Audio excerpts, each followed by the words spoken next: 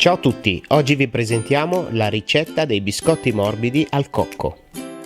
Vi ricordiamo di iscrivervi al nostro canale e dopo la sigla partiamo con la ricetta.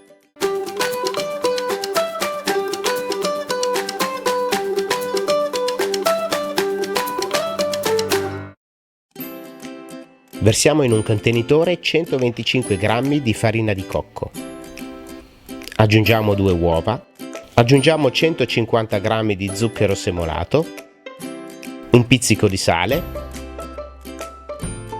40 g di farina 00 e frulliamo il tutto.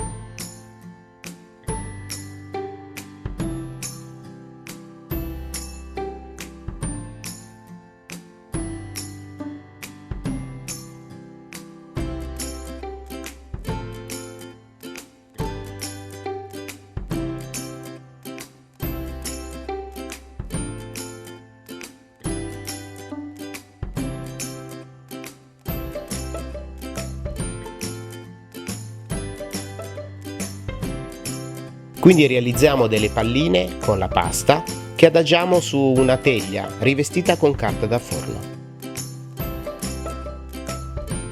Lasciamo un po' di spazio tra una pallina e l'altra perché i biscotti cresceranno leggermente in cottura.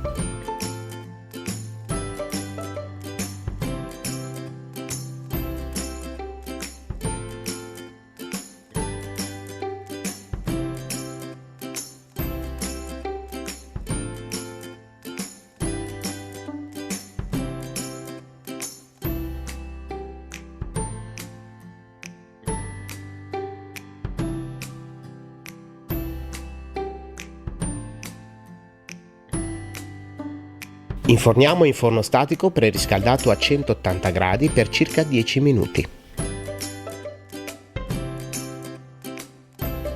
Prima di servire spolveriamo con zucchero a velo. Quindi portiamo i nostri biscotti morbidi al cocco nei pirottini. Se questa ricetta di biscotti morbidi al cocco vi è piaciuta, vi chiediamo di cliccare mi piace, inserire un commento per farci avere la vostra impressione o semplicemente per lasciare un saluto e di iscrivervi al nostro canale YouTube Italian Cakes. Grazie e arrivederci.